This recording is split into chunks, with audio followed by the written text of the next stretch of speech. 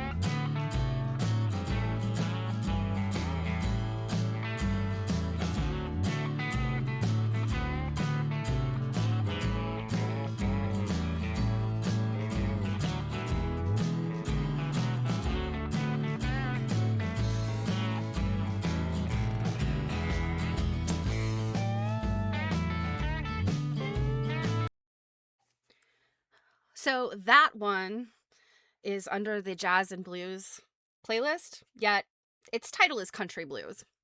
Okay, I guess they got blues in there. Thank you, Druid. Okay, so I'm watching Robin's update. Welcome back, my friend. I had been wondering about you. I was going to reach out if I didn't see you this week. I had assumed you had family stuff going on, but I'm so sorry to hear that you were in the hospital, but glad it's not a cardiac thing. So wait till you type the rest. I hope you're well. I hope it's nothing bad. I hope it's not an ulcer if that's what they found. But I know they can fix that. So we will wait till you finish. um, it's Monday. I feel like I've got a case of the Mondays. um, oh my gosh. Pulmonary, pulmonary embolism. Oh my God, Robin. Okay, that is big. Something like this recently happened to my sister-in-law. Oh my gosh. Jiminy Christmas. Oh my goodness. I hope. So two. One in your right and one in your left. Oh my gosh. Okay. That's scary. I hope everything's going to be okay. We're glad you're here today. Collective energy for Robin's lungs. Oh my goodness. That's big. As you were first typing, as soon as you said it was on the right-hand side, I was like, all right, that's generally not cardiac. And you said side and back. I was like, oh, that could be gallbladder. Although I don't know if you've ever had gallbladder issues. I personally have. That's the way it presented. It was like a pain, like, it was just there all the time. Terrible. So, but oh my gosh, blood clots. Yeah, that is just no joke, right? Oh my goodness. Yeah, you have to be on blood thinners. Oh, Robin. Oh my gosh. Okay. Well, we are glad you were here. um, yeah, like I mean, what are those blood clots? Like those big ones they're like widowmakers. Um, we are glad you were here. And then you have to be careful on the blood thinners because any little bump or bruise can get you like hemorrhaging. My sister-in-law, I mean, she's younger than me. She's kind of struggled with that. I guess there's certain things she can't do right now, like things she can't eat and stuff because of the blood thinners, and it's like a kind of a massive amount. It's not like just yeah, the kind they put you on when you're elderly. Oh my goodness. I am so sorry, Robin. Like I said, I'm so glad that you're okay. Knocking on wood that you don't have anything else. Oh my gosh. Oh, well, I hope I can bring you some laughter today. I guess if you've got any pain or anything, I'm sorry if I have to make you laugh. I'll do my best. Yeah, we'll be thinking about you. All right. So my weekend was not nearly as big news as that. Recovering from surgery over the week. Yeesh. But yeah, I went down some rabbit holes this weekend. Remember the last quilt we looked at on Thursday as I was going through Baltimore album quilts and Eagles, and now I'm thinking like, yeah, I jumped back into Dunton, and that very last quilt that I opened up, America Quilts by Elizabeth Robertson, and I just kind of randomly chose a quilt because I just wanted to look at a couple quilts. We only had like 10 minutes, right? So I thought, let's just look at a couple quilts.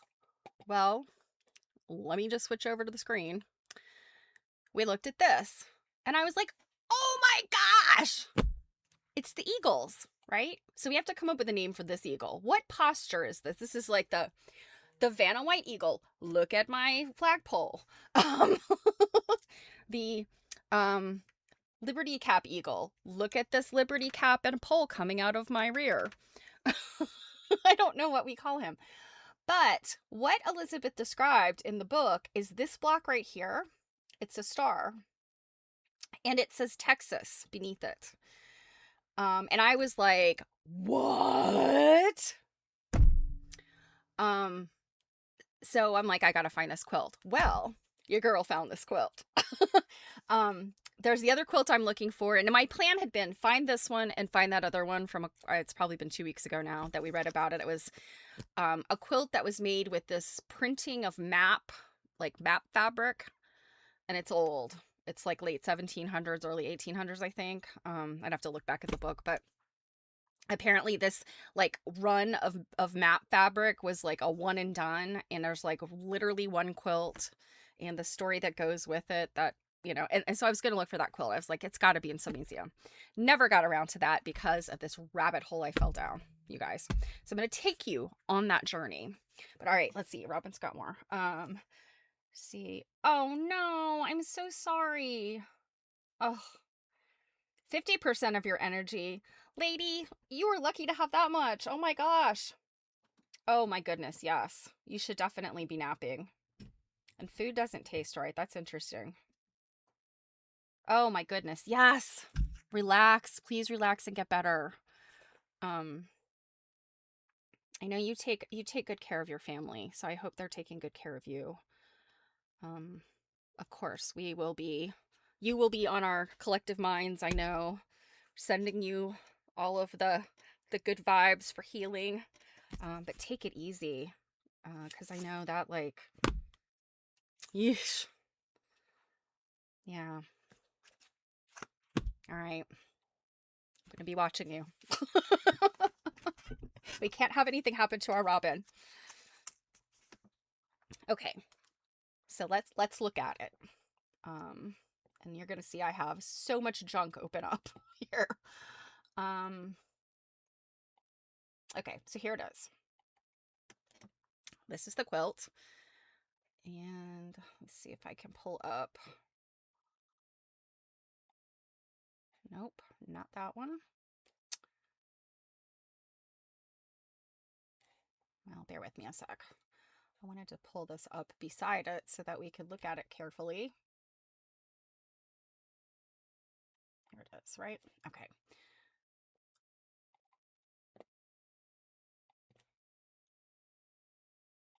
Okay, here we go. So, I mean, look how lovely it is in person, right? It's got, you know, I did not, well, there goes the, I guess we don't have to look at the black and white one. I just thought it was kind of cool to have them side by side. So I would not have guessed that the borders are different colors. You've got an outer border that's green, inner border's red. And then of course you have the sashing that was kind of different, right? It's pieced sashing, but that eagle and the color version here, and by the way, it's at oh crud, what is this museum? It's in Texas. It's Houston, I think. Yeah, the Museum of Fine Arts in Houston. So yeah, so you've got, like, you know, all of the beauty here and all of the stuff we looked at in quilts the other day, right? You've got the ombre, the that blue rainbow fabric, right? It's 1840s thereabouts when they were making that. And so they've used that on the compotes, and they've used it on these two eagles. And then there's, this one doesn't have another eagle. Yeah, this was just got those two eagles. And I think somewhere else on it, there is something about Texas. And according to Elizabeth Wells Robertson in the book, she was just basically, you know, saying, you know, it must have something to do with the Alamo, or with Texas becoming a state, right? Texas achieved statehood in 1945, I believe. 1845, sorry.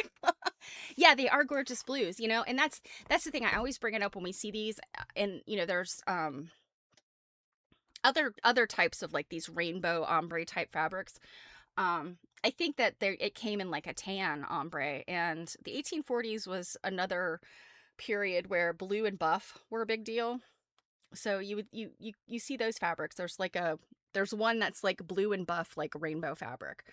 But the fact that they could achieve this,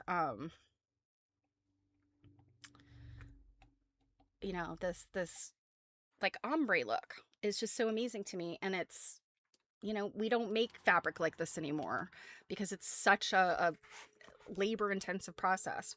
But let me remind you what Elizabeth Robertson said. She said, applique quilt made in the middle of the 18th century, or 19th century, sorry, middle of the 19th century in Pennsylvania. I don't think it's Pennsylvania. It has 25 applique blocks in the style of painted velvet, which I don't know why she's using painted velvet as a thing, but painted velvet's later in the century. 2 blocks show the eagle holding the flag. 1 block bears the word Texas, and 1 lone red star, which leads authorities to believe this quilt celebrated the independence of Texas or its admission to the Union in 1845. So, 1845 is the era of these quilts. I think it could be a little bit later than 1845 because, let's see, Texas was admitted to the Union like December 29th of 1845. And then they had all this other stuff that happened before it was like officially a state. So that time period. And then there was some like wars going on, with Mexico and various outlaws and stuff going on. So Texas was kind of like, took them a while. So I suspect that this quilt's a little bit older than 1845. So let's see what the MFA Houston has to say. So they have documented the names that are on it, which is very cool. Ellen Elise, and Sophia Osborne, I think, would obviously be names to search. M.A. Humphreys would be another one. So you could, we could, in theory, find these people. Date, they have 1846 to 1850, which I think is closer to, Texas being the focus here. Baltimore, Maryland is where it was made. And I agree with that. I don't think it came out of Pennsylvania. Cotton applique. It's big, 115 by 112 and a half inches. Gift of Mrs. John D. Rockefeller Jr. So that's the unfortunate part. That's kind of where the provenance ends. She bought it. It appears she brought it from what I think is a gallery. Yeah. Mr. and Mrs. Eli. E-L-I-E, Eli? Yeah. Mr. and Mrs. Eli Nadelman, Riverdale, New York, Downtown Gallery, New York. So that tells me they were dealers, or, like antique dealers or something like that. So we really don't know a lot of it, other than the fact that Mrs. John D. Rockefeller Jr. owned it for a hot minute. And I think, let's see, she got it in December of 1932, and she gave it to the MFA Houston in 1945. So it's been there for quite some time. It's been exhibited a bunch, which I thought was really interesting. And it's like made its way around. Like at RISD in 1933, the Rhode Island School of Design, like that's amazing. Some of these other places, Museum of Modern, the Met, Museum of Modern Art in New York. And then it is in Dina Katzenberg's book, which I don't have out. I have Jennifer Goldsborough's book. So it's not in this one. All right.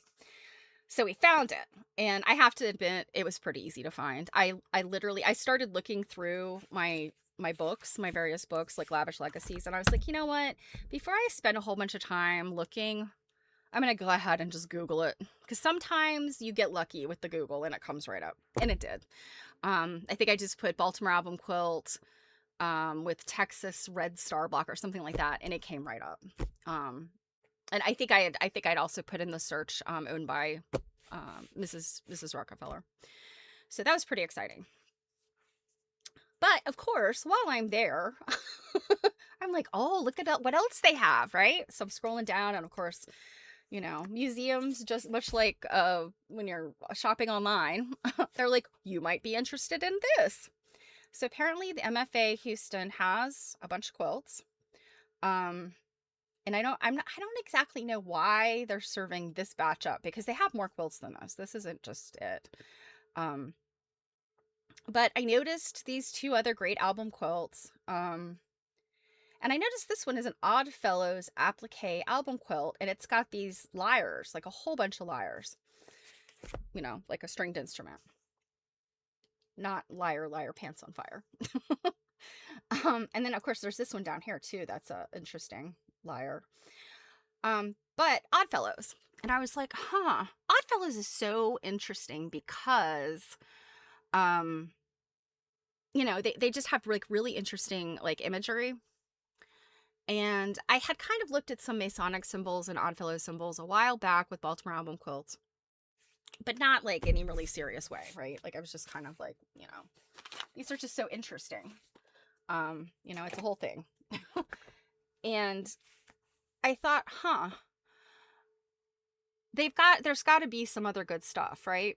So I thought, and side note, as I was looking in my Dr. Dunton book, Old Quilts, there is a page in here, page 94, in fact, where this very quilt actually is in his book.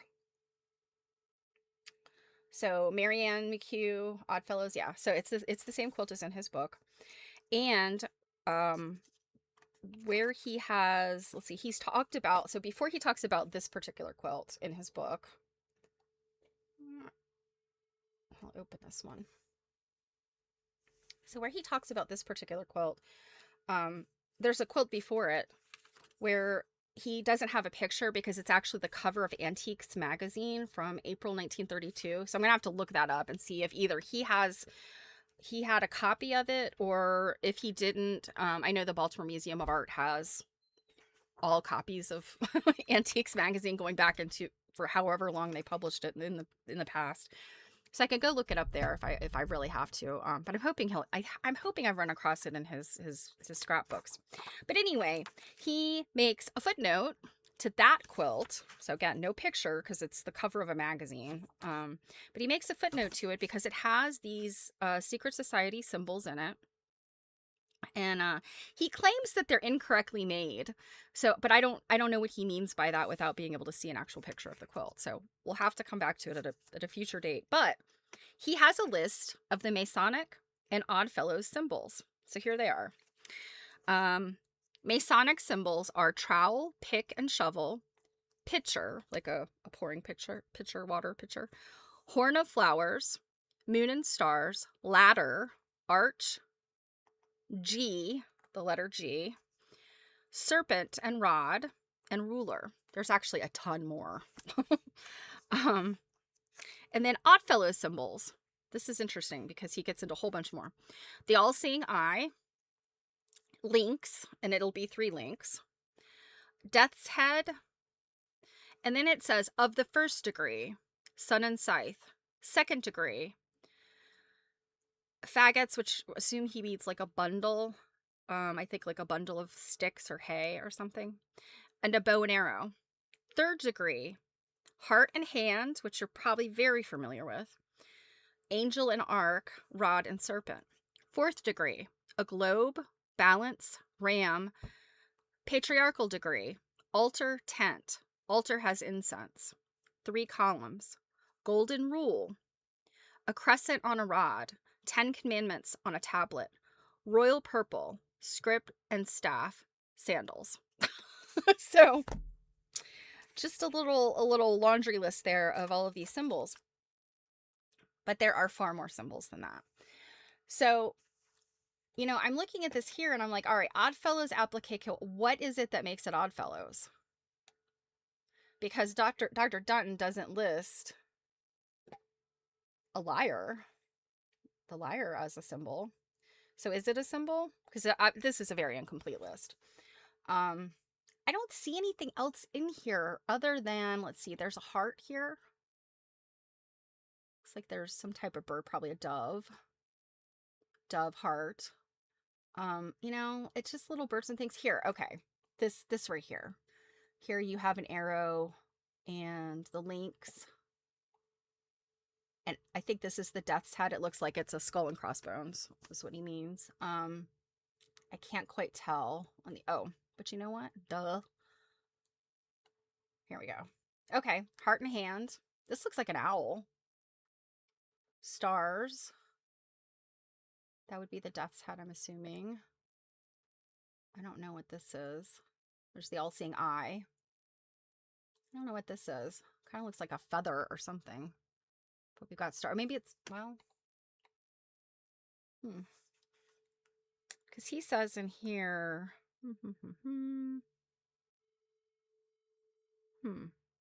The moon and stars are Masonic, but that doesn't look like a moon.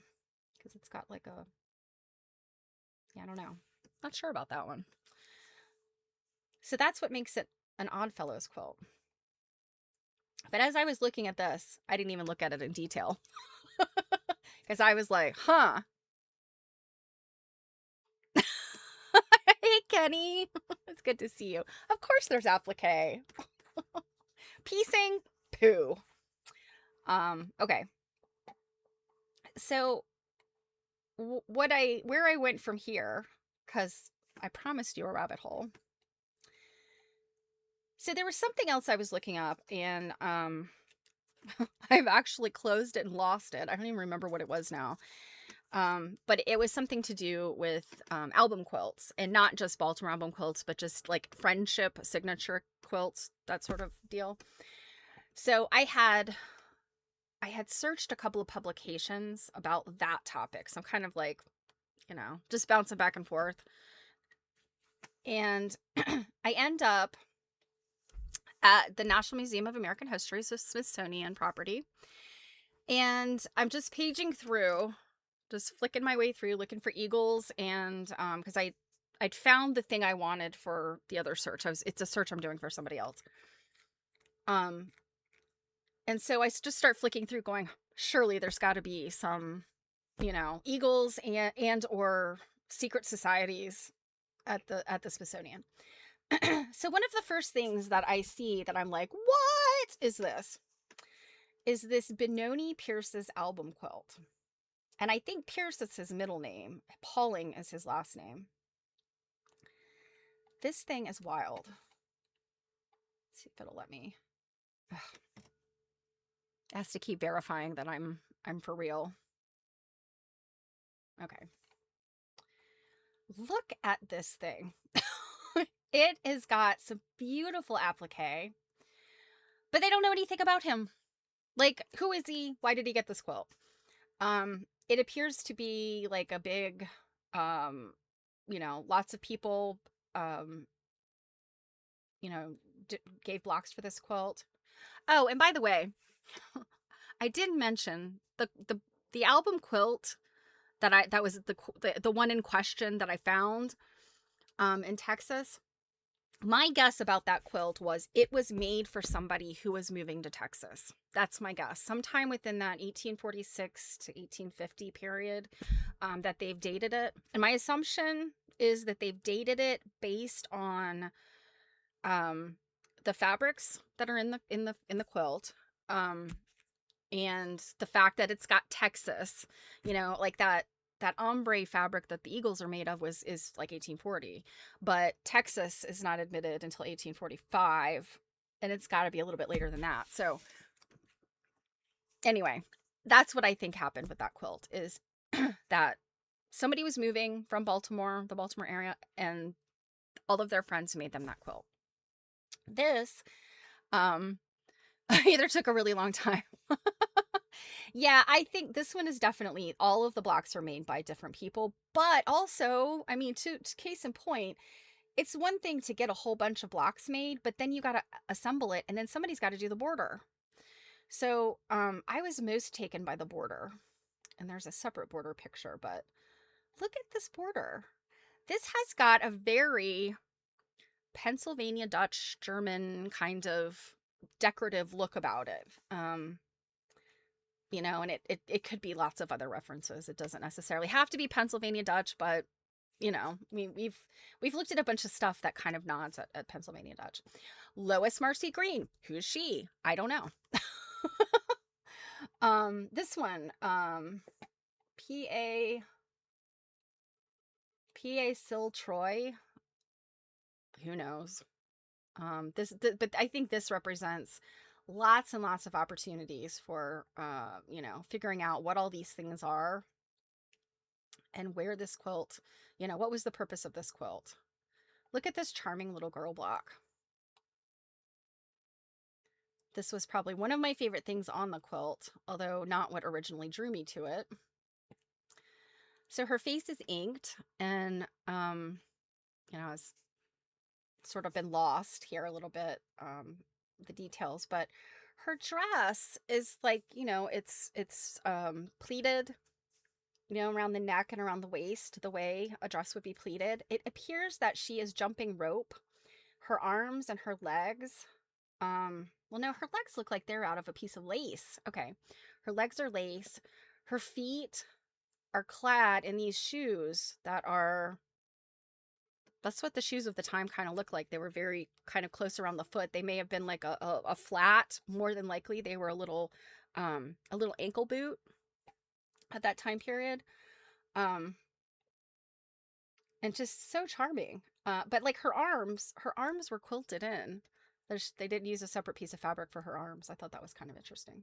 Unless there's complete fabric loss there, but I don't think there is. And so, and so on and so forth with this quilt. This is a close-up of the border. I mean, look at this. So beautiful.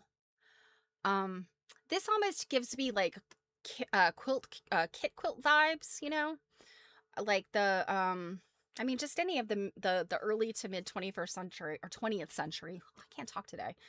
Early to mid 20th century kit quilts kind of had flowers like this, sort of similar, you know? Yeah. Yeah, yeah.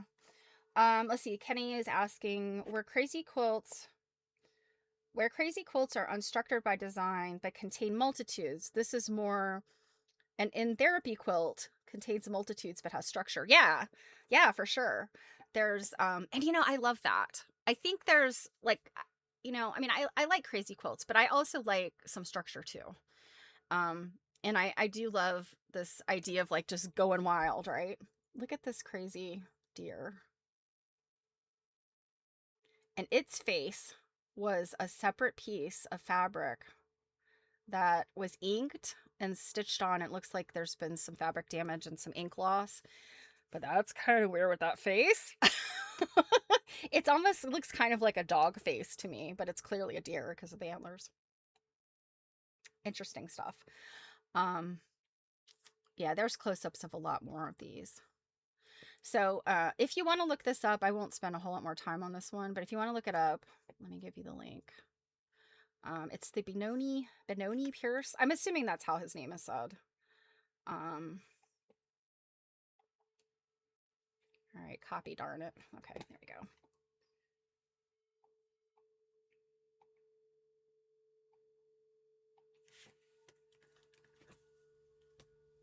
Okay, so there's that one. And if you want to look closer at this one. So this one is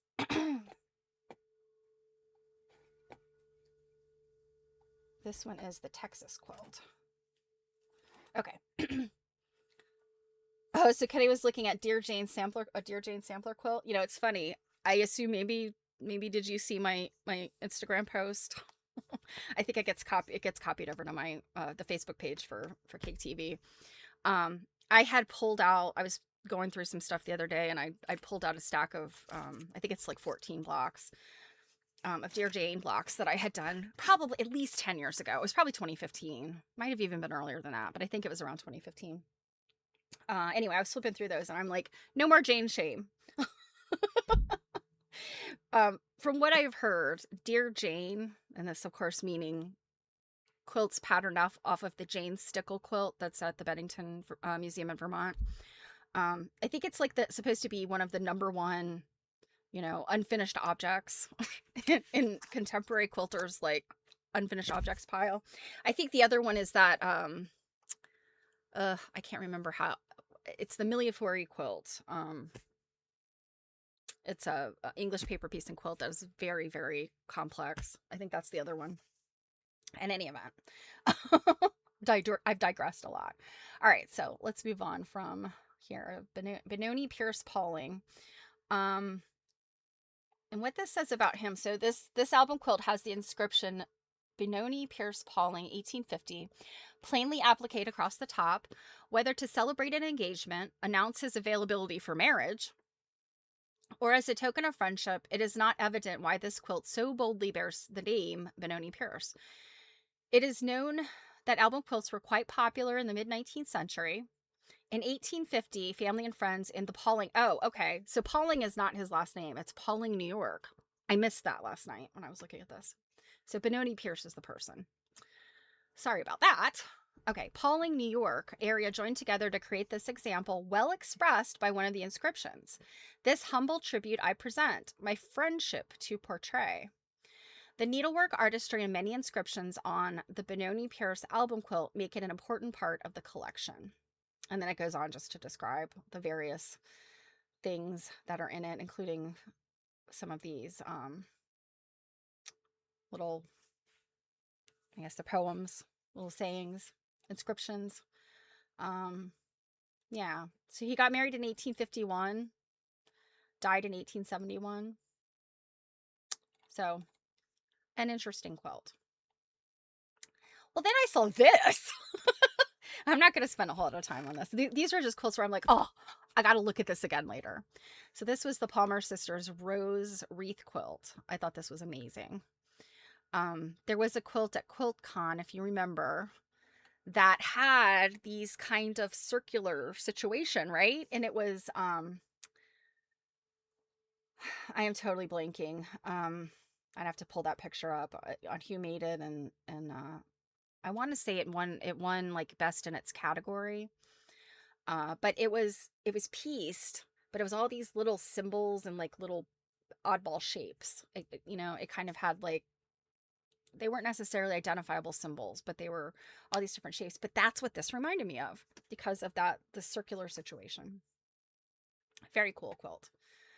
And so,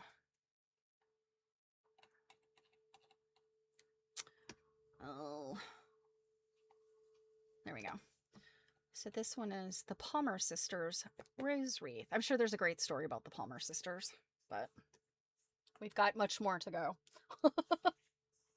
So I'll put that one in here if you would like to look at that one in detail.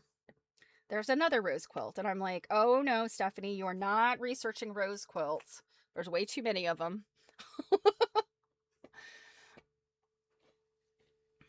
So, and then I found this one.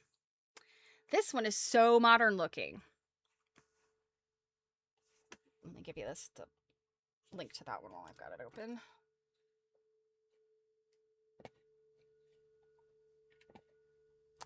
This one is something I feel like, I don't know. I could feel like I could see a contemporary quilt designer making something like this. Or, something from like a Mountain Mist, in the early 20th century. It's kind of what this reminds me of. But alas, they're giving it as 1845 to 1860, and it was made by Patience Ramsey, which also I love. First name Patience. She would have to have been patient, right? All of this applique, all of this beautiful applique. And I think like it's really, really pretty. It's very well done. And let's see if we can get in there any closer. Oh yeah. And so the fabrics are, it's a print and it's faded. So it's kind of got this like, yeah, it's kind of got this like mottled look. And of course the green is actually a polka dot or some sort of little tiny fleck, little tiny doodad. But from a distance, of course, it looks almost batik. Like the pinky red color here looks almost batik to me, or of some type of, mottled color. So that's probably contributes to, looking at this and thinking, oh, very modern, right? Okay. Moving on. Pocahontas, Virginia Gay. Oh my gosh. This one's early 20th century. Look at this. And I feel like maybe we've seen this before. I don't, this could have been something that, like, way back in the day, Mary Fonz might have looked at on Quilt Nerd. Right? Yeah. And that's the thing. I think that prior to the 20th century, you don't see a whole lot of applique quilts that are poorly done. Every now and then you run into a block that's not great, like maybe in an album quilt or a friendship quilt. But for the most part, people had decent needlework skills at that time. It's when you get into the 20th century and people start to lose their needlework skills, where you start seeing things more simple. Sometimes the needlework is not great, etc. This one is a lot of dogs and some other animals. I believe these are turkeys. um, I think these are presidents. Yeah, there's Washington. This is just a strange conglomeration of things. I just thought this was so great.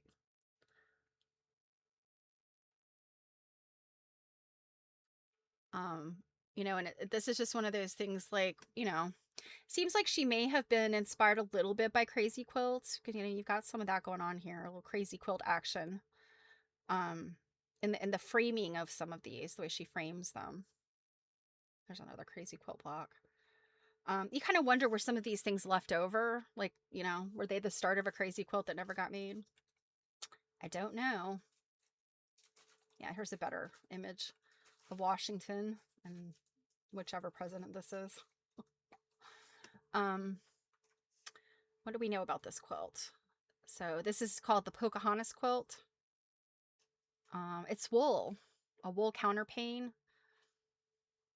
36 11-inch blocks are appliqued with motifs cut mainly from wool fabric. And then she's embellishing with silk fabric, ribbon, embroidery, pencil, and ink. Let's see. So, Southern Heroes, sentimental vignettes. Okay, so it's not all presidents. Okay.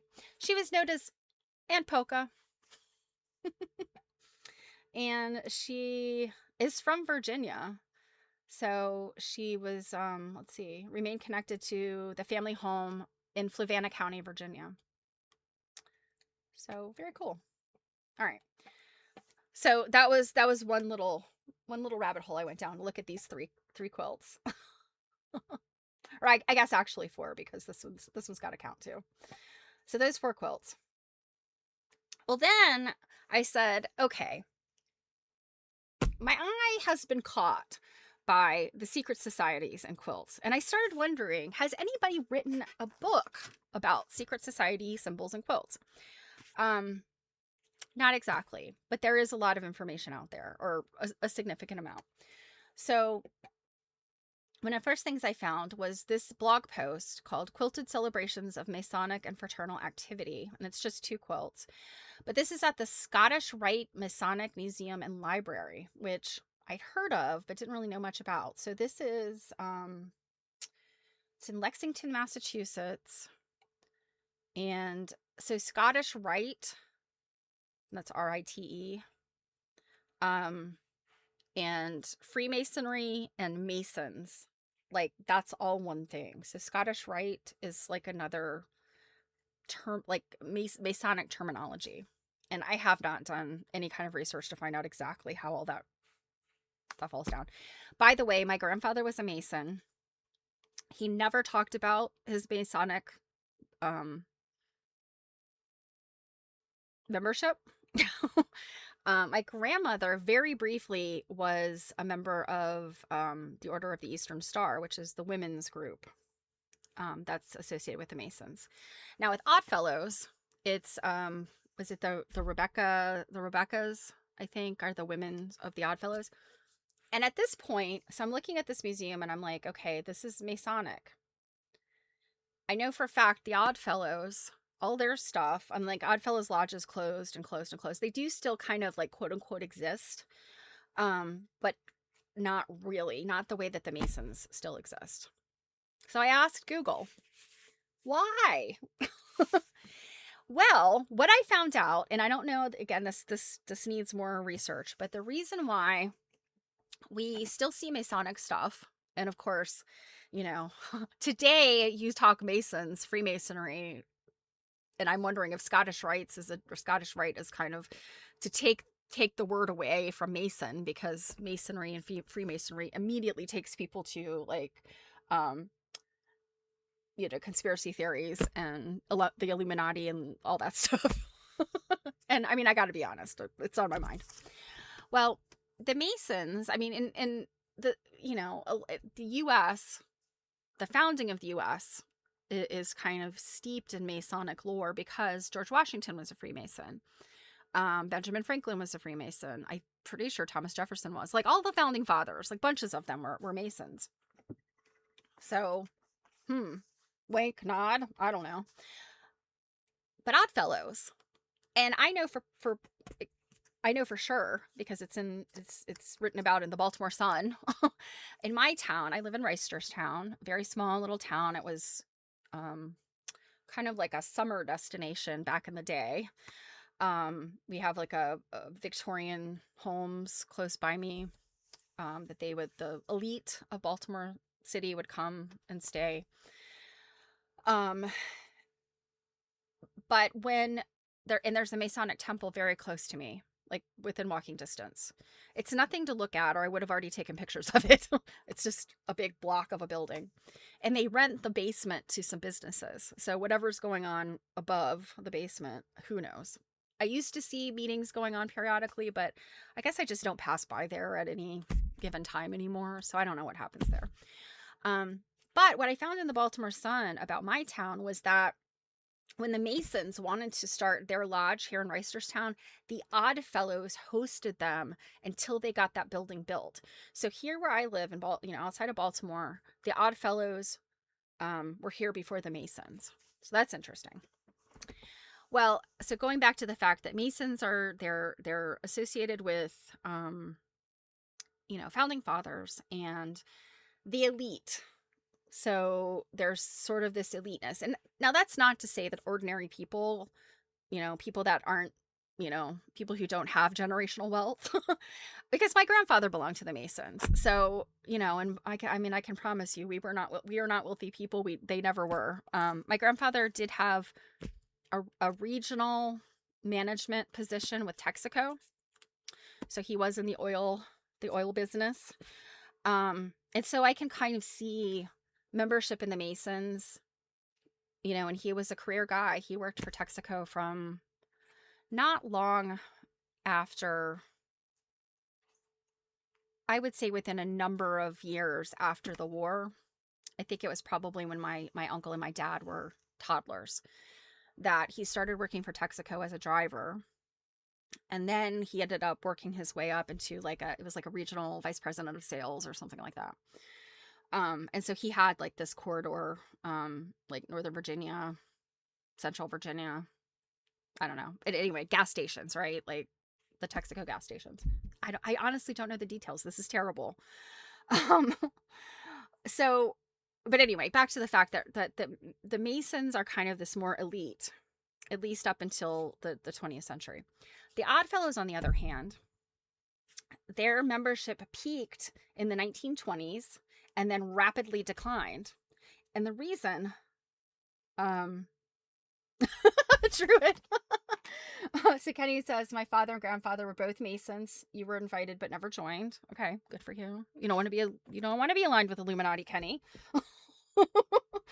And Druid says you have family with Masonic ties, but you wouldn't say they're elite at all. Well, elite is in the eye of the beholder, I suppose. But the reason why the Oddfellows are not they didn't last, the test of time is because Oddfellows were often more working class people. despite the fact that the Masons and all of their symbols are like brick masonry tools, right? They still have this kind of like elitism about that, whereas the Oddfellows were truly like the men getting their hands dirty. And in the 1930s, come Depression time, many of those men were out of work and could not pay their Oddfellows dues. So you see the sharp decline in the Oddfellows membership during the Depression. And that is why generally they didn't last to today, even though they do still exist. But they don't have any kind of like they exist globally. And I want to say they have some place printed where they have, you know, they boast about a lot of membership, but um oh, you lost the document and couldn't respond. Well, the universe was telling you. Yeah. Okay, yeah.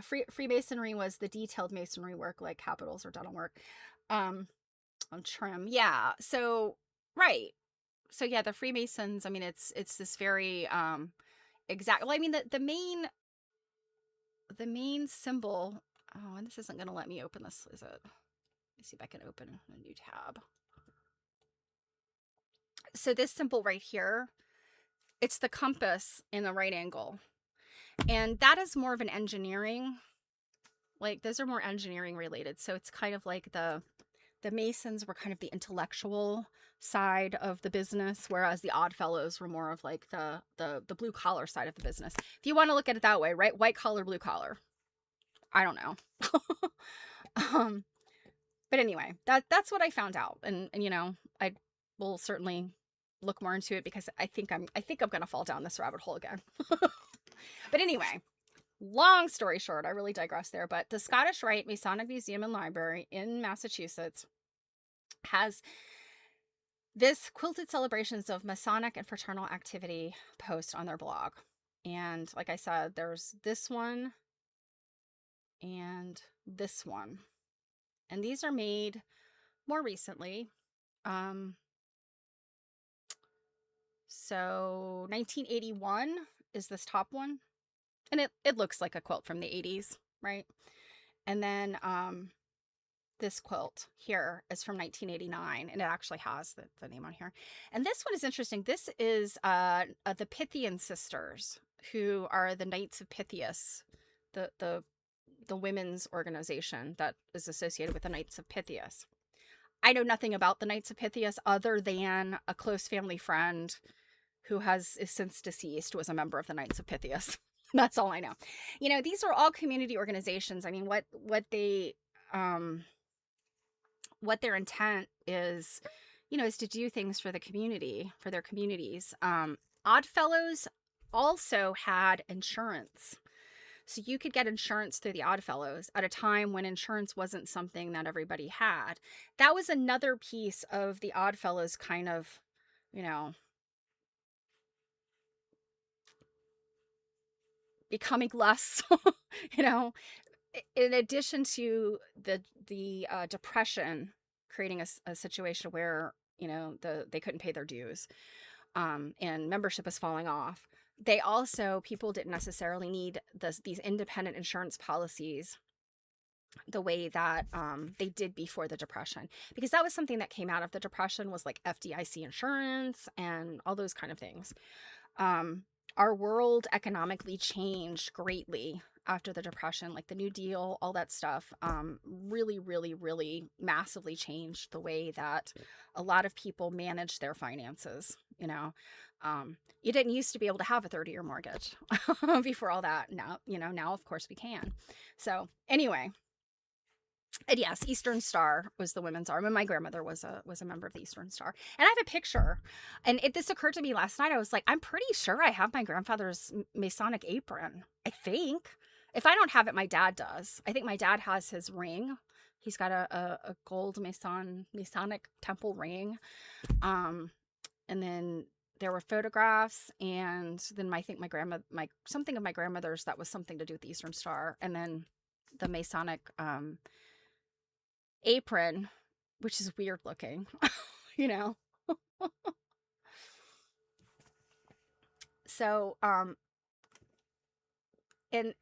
this idea of secret societies is interesting because, the Masons say everything we do is out there, right? Like there aren't really secrets. Like it's like secrets in plain sight. You can go to a Masonic lodge and request a tour.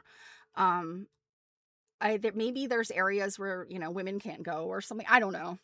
Um, but for the most part, I think the lower orders of the Masons that our fathers and grandfathers belong to, is truly like a community, like a brotherhood, doing good things for the community. It's when you get up there to those upper levels, so we're talking about the Illuminati. All right. And so I never search a topic in quilting without checking to see, did Barbara Brackman write about it? Yes, she did. So her blog post was from, actually, it was just 2022. And she posted some interesting stuff. Masonic quilts and anti-Masonic paranoia. Ho ho. That's interesting, right? So let's look at some of the stuff she has. And the first one is this quilt. This is an Oddfellows quilt. And you see heart in the hand. You've got the links. There's the IOOF up here. International Order of Oddfellows. The tent. This is a coffin. A coffin is another one of the symbols. Sword, scales, and a cross. This is a globe. Like these are all of these are symbols. There's the ones that Dr. Dutton talked about and more. So here's the crescent moon and stars. Beehive. I've seen beehives on both Masonic and Oddfellows symbolism. So, Druid says her uncle was the highest level of a Shriner. Okay. Spent a lot of time. Yeah, so then you have the Shriners. They're another thing. And I think the Shriners even more so are, and I think the Knights of Pythias also, possibly. These are they're clubs or organizations that are really meant to, there's the brotherhood aspect of it and the community aspect of belonging to something, but it's also they are really focused on charitable events, and especially for children. I mean, Shriners Hospital. Okay, so let's jump back here.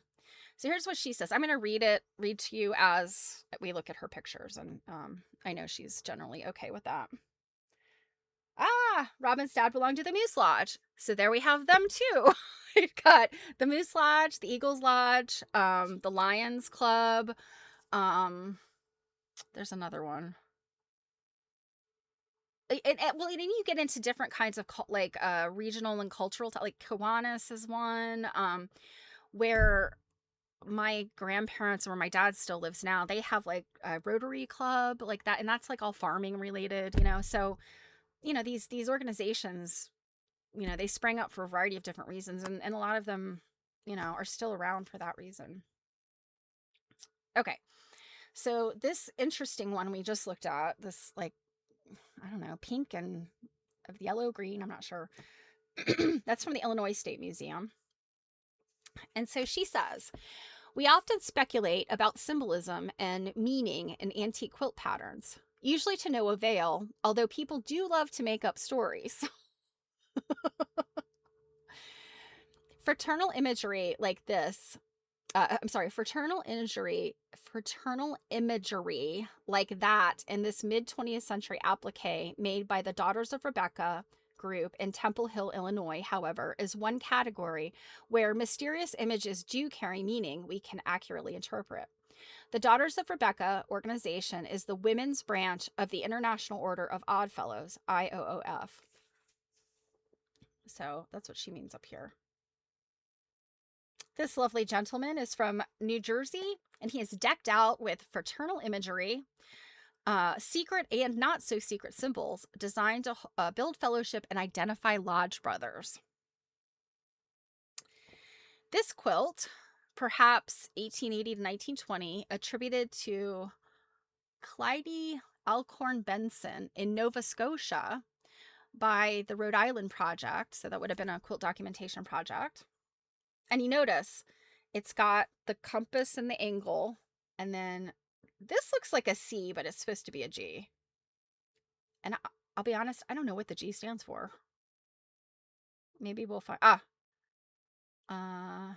Apparently no one is telling us outsiders what the G means, although speculation says geometry or God. By the way, yeah, God, who's the center of all things. I believe that it's probably God. But by the way, I see they do this on the conspiracy theory websites. If I go missing, it was not of my own free will. I am of healthy, sound mind and body. Druid likes to think that it's geometry. Well, and the thing is, when you've got a compass and a square, that's also very geometrical. So she says the Masons, Freemasons, or Scottish Rite Associations were the largest fraternal organization in the 19th century, and their symbol of compass and carpenter square rule is quite familiar. So she shows us that, and then she shows us, this is a quilt from Columbia Lodge number 44, Ohio, 1867, collection of the Milwaukee Museum. Okay, that one's cool. Look at all that in there. She says, many of us are familiar with Masons as a local, rather old-fashioned, benevolent association. That's what I was trying to think of. Benevolent association. So benevolent social group with an often distinguished lodge hall. So this is a small town in Kansas has this big building. Now, the Masonic Lodge near me is not that big. It's pretty big. It's got like the big columns. And I want to say it's the Ionic Temple is what the sign says. So Druid says geometry, as in sacred geometry, God of geometry, the architect of the universe. Yeah, I mean, yes, I think you're both right. I think it could mean God and geometry, like the same.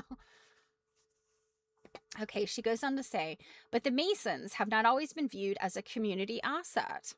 About 200 years ago, the secret society was the target of paranoid hatred that resulted in a political party flourishing on conspiracy theories.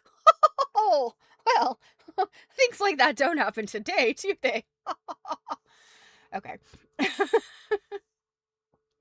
So this quilt, National Heritage Museum Masonic Handkerchief Medallion, 1817, probably New England. So this is one of those printed, I think they're copper plate printed handkerchiefs. We've seen a lot of them in different places. Oh, this one,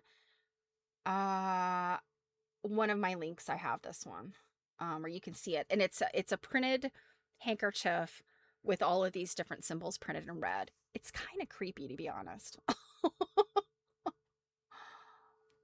Oops.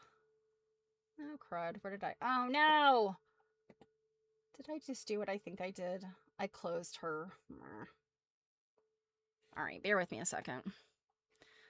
Let me go back to the main... I'm going to go back to my main screen so that you can look at me for a minute while I get my screen back up. Gosh darn it. So you don't have to look at my horrible...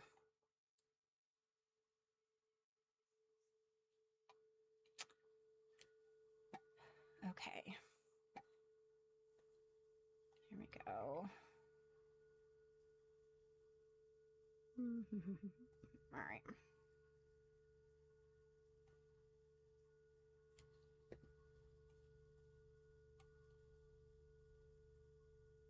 Okay.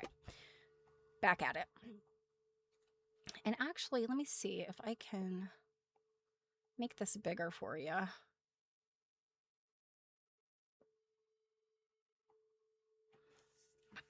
At least give it a little bit more of a close-up.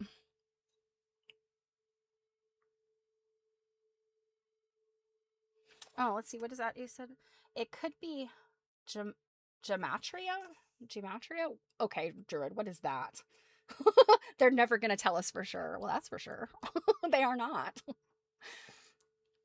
Okay. So, oh, here it is. Udder. This is the let's see.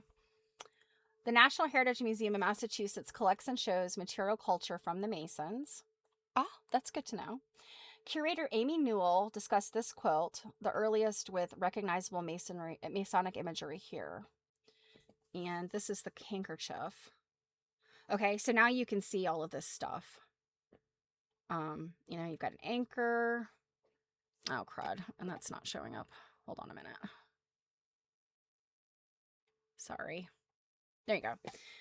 So you can see all the things. Look, that big G in the big arch. Lots of archways. That's a rainbow. Beehive. Beehive. Lots of weird looking things. Like a sword with all this stuff. An anchor. I mean, what do anchors have to do? Ah, okay. So gematria is an ancient Jewish system of numerology that assigns a numerical value to Hebrew letters. By calculating the sum of the letters in words or phrases, practitioners identify deeper spiritual meanings or connections, as phrases with the same numerical value are believed to share a profound link. Jewish mysticism. Okay. Interesting. Well, who knows? I mean, look at all this stuff. Who knows? All right. So, let's see, is this the same? Uh-oh. Broken link. Okay, that was a broken link. National Heritage Museum. Okay, I guess they had a blog. And now they don't. Okay, so we'll move on. So the Masons were an 18th century British fraternity with the first colonial branch established in Boston in 1733. Ambitious and aristocratic American men joined.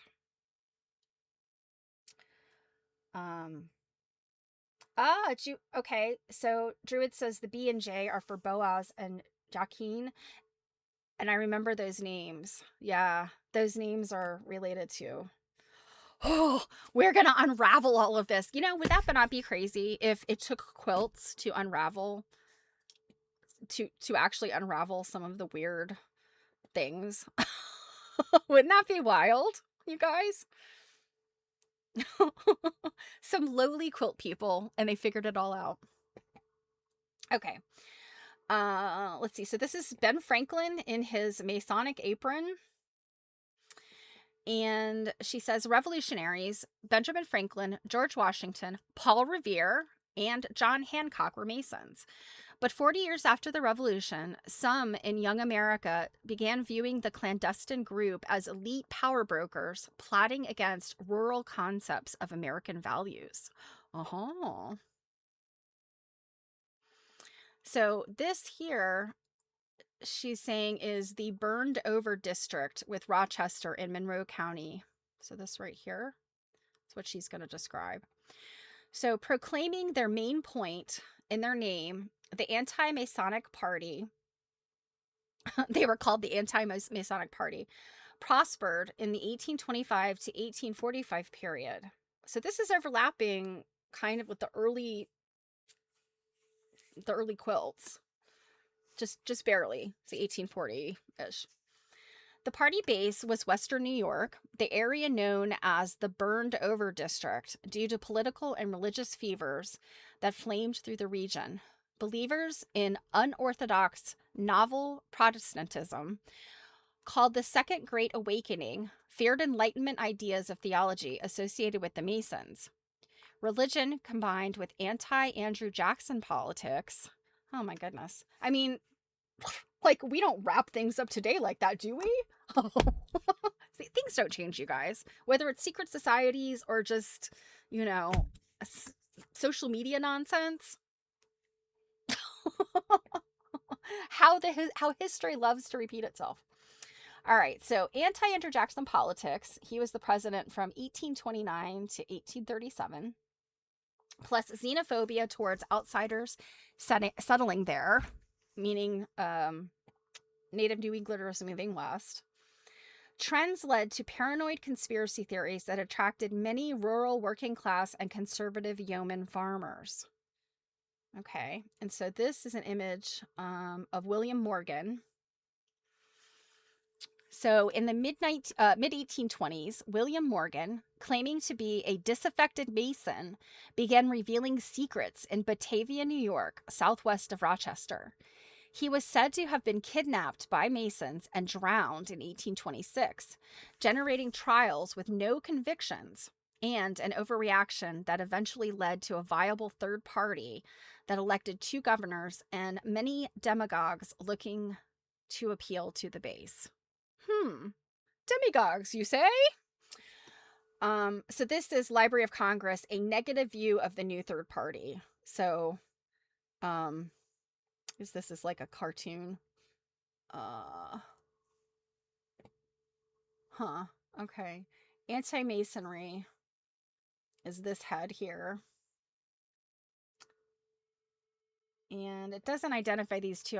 I'm trying to think, like, I guess depending on the time that this was drawn, you could have Whigs or it could be Democrat.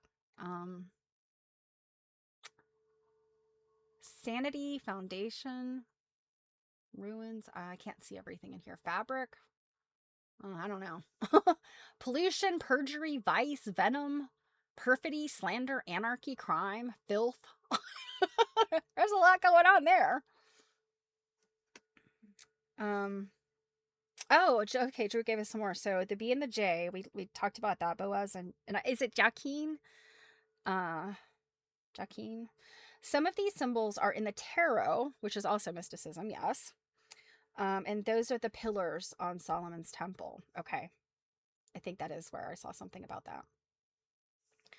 Early anti-Masons theories wove a fabric of loose threads such as distrust of lawyers, politicians, and educated elites with fears of the fraternity's supposed anti-Christian dogma, its international plots aiming to reunite the U.S. with Great Britain, and general opposition to the Jackson administration. And it's interesting to me that they were often called anti-Christian. And my assumption is it is about some of the symbology. But like, as an example, my grandfather was very religious. He was a deacon in his church. So, all this anti-Mason stuff, for whatever, like, I guess whatever problems that people might have had with the organization, I still think that there's a lot of misunderstanding, misattribution to some of these things. I don't know. I truly go back to the fact that if the Masons are truly some kind of secret organization that has got some, trying to think of a nice way to put it, some tomfoolery afoot. There's a level there. There's a ceiling, right? So they're not a Christian group. You can belong to any religion so long as you believe in God. Okay. And I do remember that. I have a little Mason guide that I bought at the Goodwill. It was somebody's one of their little books, like for a new Mason. And it does say in there that, yeah, as long as you have a God, that you're fine. But I also go back to the fact, like, I suppose that some of this anti-Mason stuff really gets into the conspiracy theory things, and it's not just linking them as anti-Christian, it's linking them as like satanic, yeah, I don't know what to say about all that. I really don't. Okay. So, this was Andrew Jackson and the Pope. An anti-Masonic view of a very doubtful partnership. And look at this. The Pope has got some sort of bag or something with the Freemasons symbol. And then I guess Jackson, he's got it on his hat. Interesting. Okay. The anti-Masonic movement was a product not merely of natural enthusiasm, but also of the vicissitudes of party politics. It was joined and used by a great many men who did not fully share its original anti-Masonic feelings. It attracted the support of several reputable statesmen who had only mild sympathy with its fundamental bias, but who, as politicians, could not afford to ignore it. And that's a quote by Richard J. Hofstadter, 1964. I don't know what. I think she's got the bibliography at the bottom. So this is Greeley and his. So Horace Greeley, right? Is it Horace Greeley? Greeley and his HG campaign Fabric, 1872. He lost to incumbent U.S. Ulysses S. Grant. But look at this. These look like little hats and little spectacles. Oh, isn't he a handsome man? Look at him. What a terrible looking. Okay. Poor Horace. Okay. Future Democratic presidential candidate, young New Yorker Horace Greeley, 1811 to 1872, recalled being a devoted anti-Mason, although he acknowledged the movement supported unprincipled demagogues. Radical sentiments coalesced into a viable third party with the first political convention held in 1831, definitely opposed to the secret society. And this picture, I actually am familiar with this picture. It says opposition view of that first party convention in Baltimore. This image, I had seen this image before in a Dover clip art book. And I always thought it was interesting because they're like all these different animals. They're drawn as animals. So I always thought that was interesting. And I had no idea what it was. But anti-Masonic convention is what the little thing at the bottom. All right. Anti-Masonic plank in the platform. The lodge is an enemy of the home. How often a Mason spends $300 for his uniform, while his wife wears a $1.50 calico dress. And this little cartoon guy, where she says it's from the Free Library of Philadelphia collection. He has this little. He's looking kind of shabby here. And he's got his masonry tools and his little apron. But the little poem says, go you poor devil of Morgan fame, closet yourself up to hide your shame, spend all your money like a poor drone, leaving your little ones starving at home. So they're basically saying the Masons are spending all this money on their masonry hoopla and ignoring their children and their wives. Anti-Masonic mania died out in the mid to late 1830s as the Whig Party developed more practical principles based on opposition to Jackson. Many anti-Masonic politicians became Whigs. So got this weird third party becoming Whigs. This is the pro-Harrison, pro-Whig block. I actually documented this one for my Eagles. And is it here?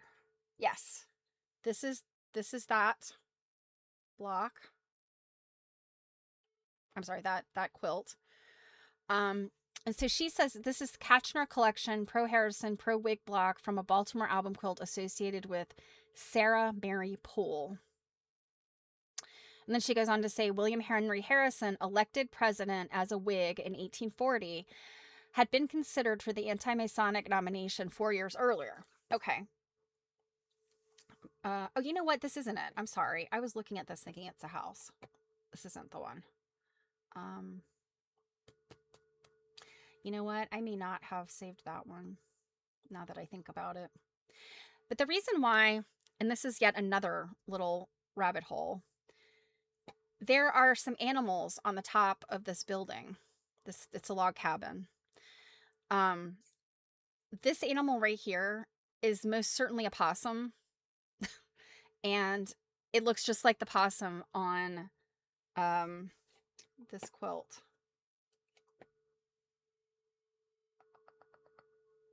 Is it this one? Here. This animal right here. It looks exactly like that.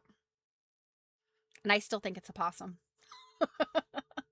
But there's 2 album quilts with this particular animal. Just saying. Okay. Moving right along. So these are portraits of Andrew Jackson and fellow Democrat Martin Van Buren in the home of a hungry family in 1837. So I guess basically saying, like, you starve your people. Sort of the point being made here. Grassroots concerns became focused on real threats as the widespread panic of 1837 threw a third of New Yorkers out of work and reduced wages for those who were still employed by a third to a half. So this is the Great Panic. 1833 to 1843 witnessed the rapid decline in New York, the cradle of anti-Masonry. Weed and his circle could hardly wait for the dust to settle on the 1832 election before forming the Whig Party. Anti-Masonry was little more than a memory by 1837. And that is William Preston Vaughan. Like later political movements based on conspiracies and hatred, anti-Masonry burnt out. Consider the Know Nothing Party of the 1850s, the Joseph McCarthy anti-communist campaign of the 1950s. As one can imagine, Masons suffered much from the hate of the 1825 to 1840 years, losing many members and lodges. Once conspiracy theories were forgotten, they enjoyed a revival, which we see reflected in the Masonic quilts of the 1840s and beyond. So in this one, a bit hard to see, but right here, and just in the corner of this quilt, is the Mason symbol. At the very corner. See if you can, I'll move it so you can see a little better. Oh, it's right here. Just tucked in there. Never would notice. Just right there in the corner. And then this one is from the National Museum of American History, an applique sampler. And you see a whole bunch of Masonic symbols here, along with a lot of other cool looking stuff. I have to look this quilt up sometime. And she says, why are so many of these dated right after the Civil War, 1867 to 1868?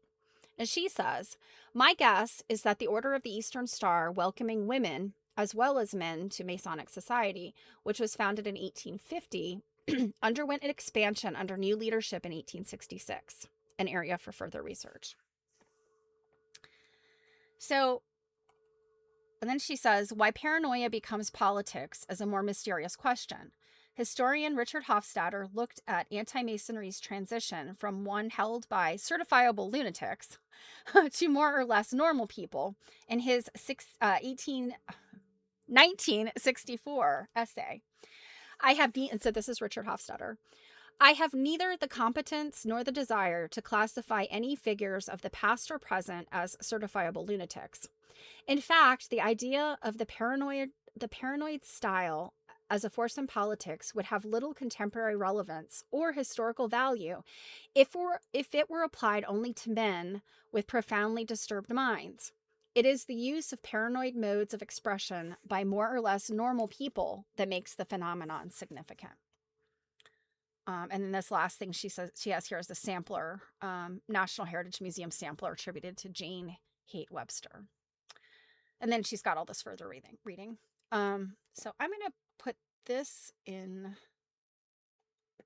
Go ahead and put this in the chat if you want to look up Barbara Brackman. But let me show you this last thing. And this is where you truly start to see the rabbit hole-ness of my weekend. So I looked at this and I was like, an elephant. I love elephants. This, she says, quilt dated 1868, attributed to the spiritualist community in Willimantic, Connecticut. So the spiritualist community in Connecticut is interesting. That's like a whole separate thing.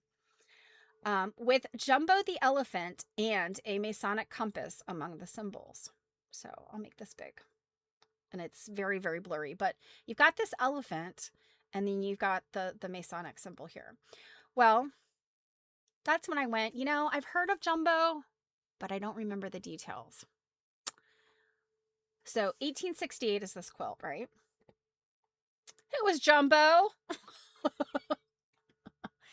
So Jumbo was an elephant who was born in 1860 and died in 1885. Unfortunately, in a rail yard, he was hit by a train. And I mean, so sad.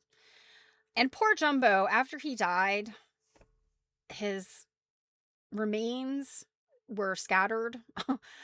His bones, were preserved and went to the Smithsonian. His hide went to Tufts University because the elephant is Tufts University's mascot.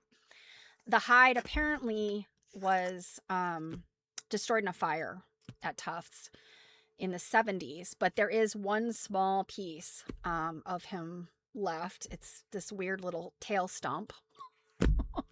And some charred remains that look like I don't know, might be like a tusk or something. So yeah. But here's the deal with Jumbo. He's a 19th century male African bush elephant born in Sudan. He was exported to Jardin des Plantes, a zoo in Paris, and then transferred in 1865 to the London Zoo. Despite public protest, he was later sold to P.T. Barnum, who took him in 1882. So he's only with P.T. Barnum for 3 years, 1882 to 1885. And that's when he comes to the U.S. So do you see the problem here? Now, granted, Jumbo was around in 1860. So this quilt dated 1868. I don't know. I have to kind of question that fact that Barbara provided us, because this is not to say that Jumbo, he was at the London Zoo when that quilt was supposedly made. Was he famous? I don't know, but we know he was famous when he came to the U.S. because of Barnum, P.T. Barnum. So I guess that would be my question. In 1868, did they know who Jumbo was here in this country in order to make a quilt with Jumbo in it? Or is it more likely that it is a different elephant, and it's just an elephant based on the fact that P.T. Barnum circuses came to town? There was, this kind of thing. These periods, the latter half of the 19th century was just kind of full of that stuff. I don't think that this is Jumbo. Just my opinion. Because I think it's the 1880s that gave us Jumbo, even though he was born in the 1860s. But what is even more interesting is supposedly the name Jumbo, which I think actually comes from another language, and I don't know, it's Sudanese. I don't know what language they speak in Sudan, or at that time might have been different. But Jumbo, I think, is a tribal word. It's, it is another language, an African dialect, I suppose. And it was taken at that time, during Jumbo's presidency, during his fame, to be used for things meaning big. And so eventually we get Jumbo Jet, Jumbo Shrimp, Jumbo-sized eggs, Jumbotron. And by the way, his shoulder height was estimated at 10 feet 7 inches at the time of his death. But he was claimed to be 13 feet by Barnum. So I'm thinking, like, my ceilings, I think I have 10-foot ceilings, I think. And yeah, that's really tall. That's really tall. So from there, I said, sorry, Barbara, I don't think that's right. But back to the symbols of the Masons.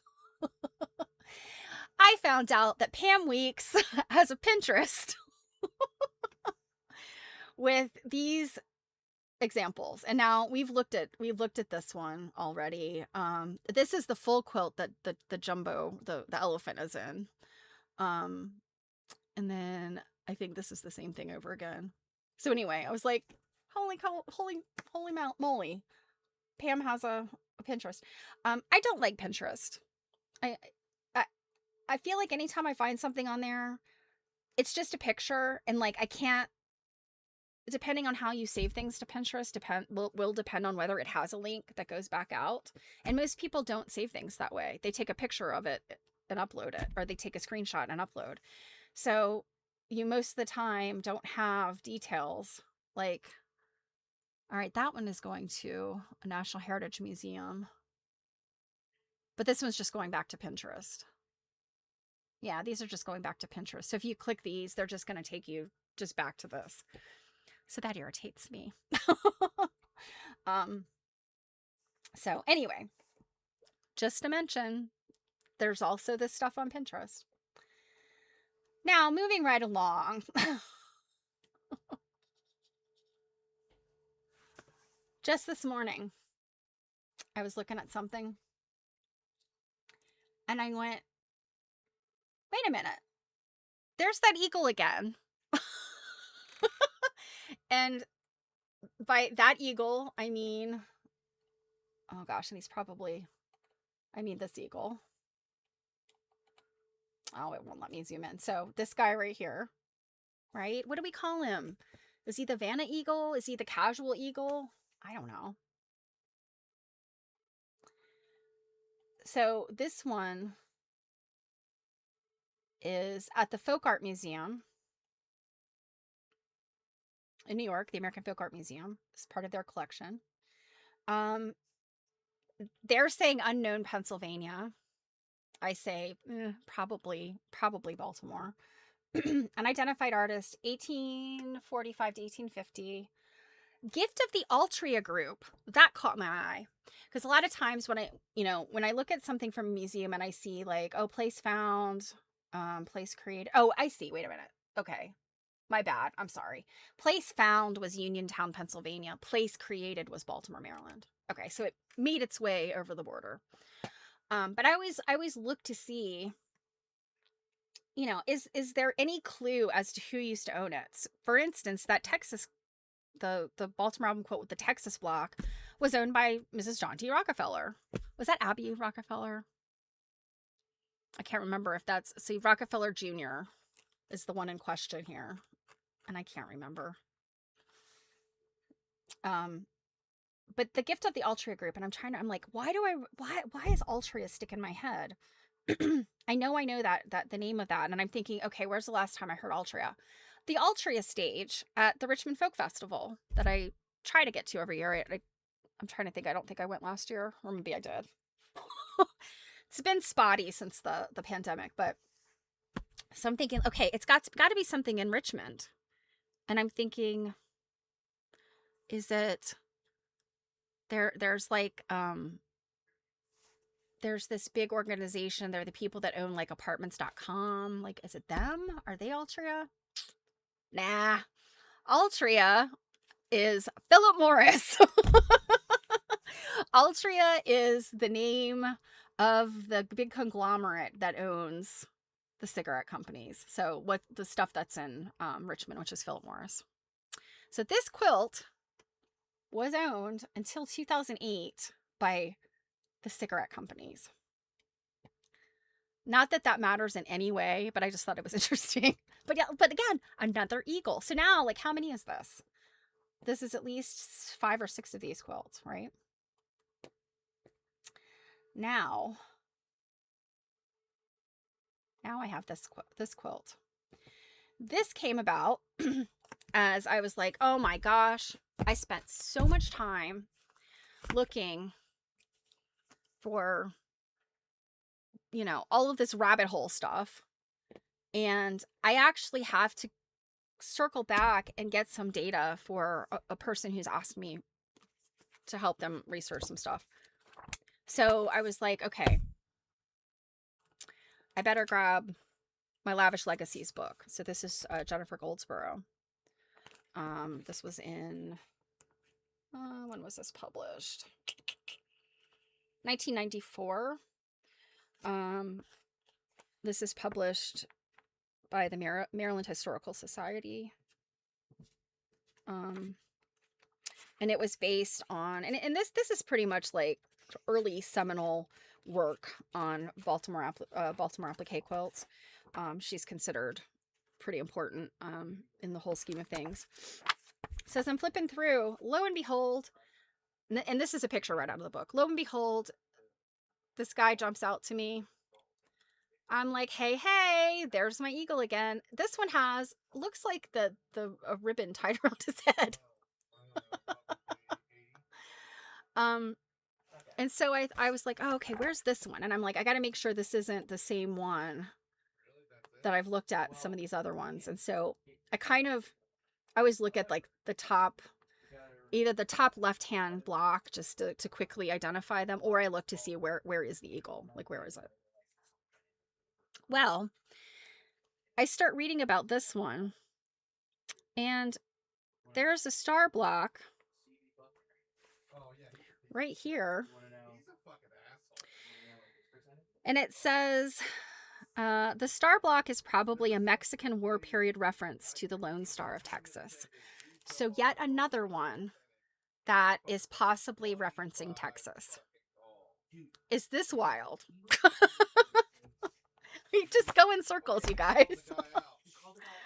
And interestingly, so then as I'm sitting here getting ready for the stream today, I pulled up this book, which I know you probably can't see very well because I'm just in the corner, but this is the Baltimore Album Quilt Tradition, Maryland Historical Society. This was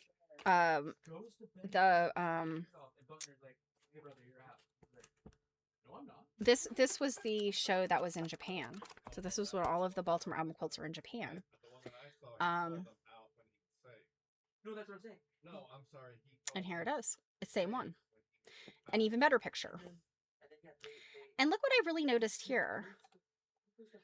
Ah, crud. What I've really noticed is that this swag is not the stars and stripes. See? It's a red flag. Whereas the others, this is definitely the stars and stripes in this picture. And I can't zoom in there, but you can see the little bit of blue at the top. So this is interesting.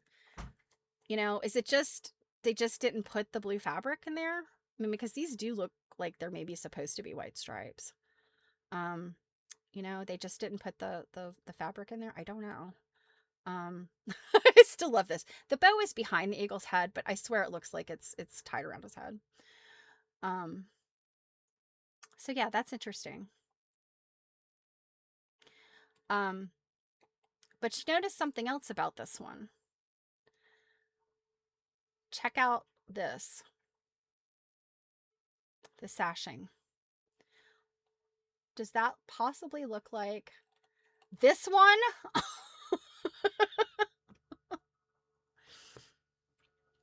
This is the other Texas quilt. Got a lot going on here that's very similar.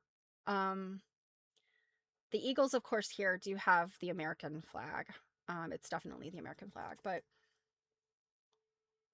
yeah, I mean, I'm really hard pressed to think that there isn't some influence going on between these two quilts. And I mean, my gosh, you guys, I just found this one this morning, like a half an hour before the stream. So not even morning, it was afternoon. So, and I'm not saying I've discovered anything, because I absolutely know these quilts have been pored over by so many Baltimore applique scholars.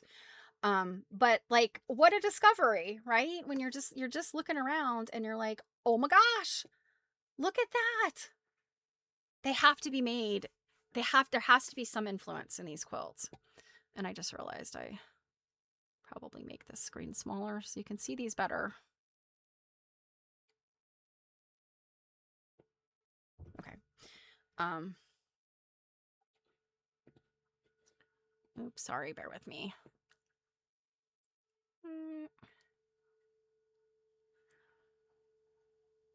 There we go. Sorry, I was pointing to... Oh, darn it. So, yeah. There's just too much. These two are too much alike. These quilts. For them not to have some kind of knowledge of each other, you know, maybe made by the same person, maybe made by someone who knew that person. I mean, obviously the border is very different, but I just, by and large, I just don't see a whole lot of quilts with this pieced sashing.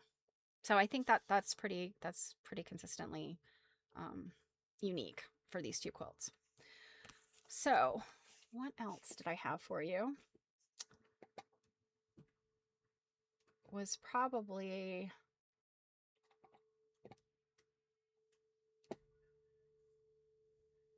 I think that was it.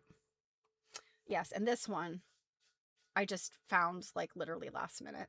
I was like, wait a minute, this isn't one that we've looked at. This is yet another one.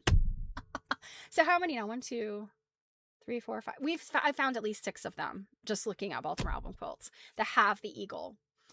And gosh darn it, I want to know what is the deal with this eagle? Like, where did this eagle come from? Who designed this eagle? There's just too many quilts that have this eagle in it. For it not to be, you know, something special. And you know, I'm trying to figure out, like, there's got to be some scholarly work here somewhere where somebody has looked at this. And if they haven't, I'm surprised and a little bit like, am I the gal to do that? Am I the gal to do this research? I mean, I honestly don't know what it tells us other than it shows up in a lot of quilts. Without something, you know,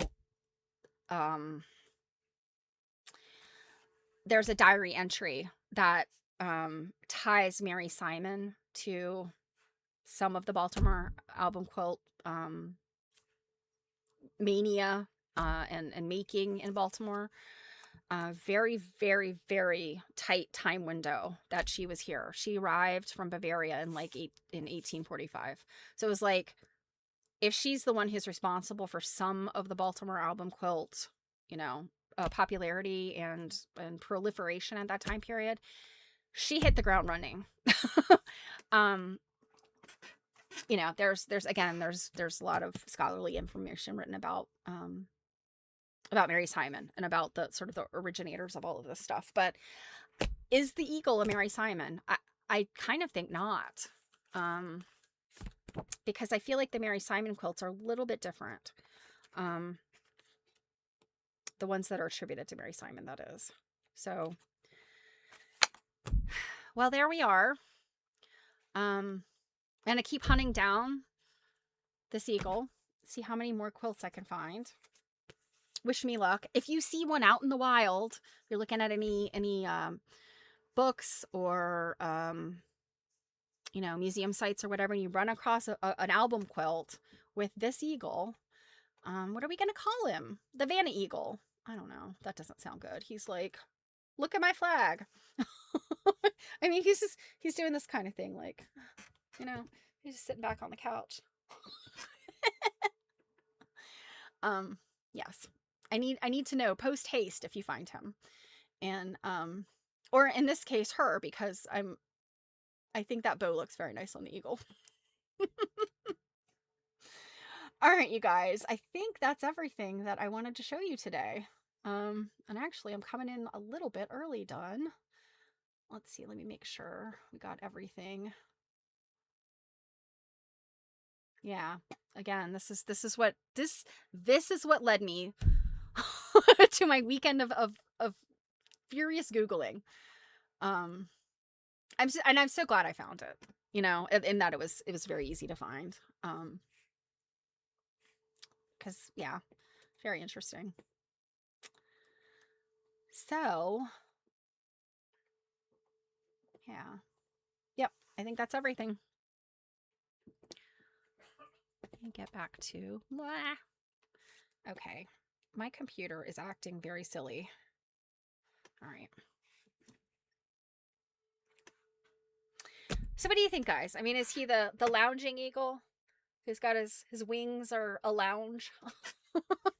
one wing across the back of the sofa, the other one's kind of like, I think maybe that's the lounging eagle. So, I guess I will leave you guys with that. I am going to look through American Quilts to make sure that there is nothing else that I'm going to lose my mind over and that we need to talk about. Because, you know, honestly, there are a lot of black and white pictures that are, you know, without color. I just feel like we're at a disadvantage. So, I'm going to look and see if there's anything else in here that I think is good. I'll take a picture of it, or I'll pull it out, because I want to get to the next book. And that book is this. Patchwork by Avril Colby. And it is chock full of good stuff. Lots of illustrations. I think it's going to be interesting. So, and everything that I've read says that this book is like, this was the good one. You know, we read Quilting and it was a little boring at times, but this one is supposed to be really good. So Thursday, unless something changes, we'll be starting this. All right, you guys, I hope you have a wonderful week. If you hang out with us over at Quilt Nerding, tomorrow will just be a pre-recorded video. I still need to upload it, but it'll drop at 2 p.m. Eastern time tomorrow, because Jill is out of town.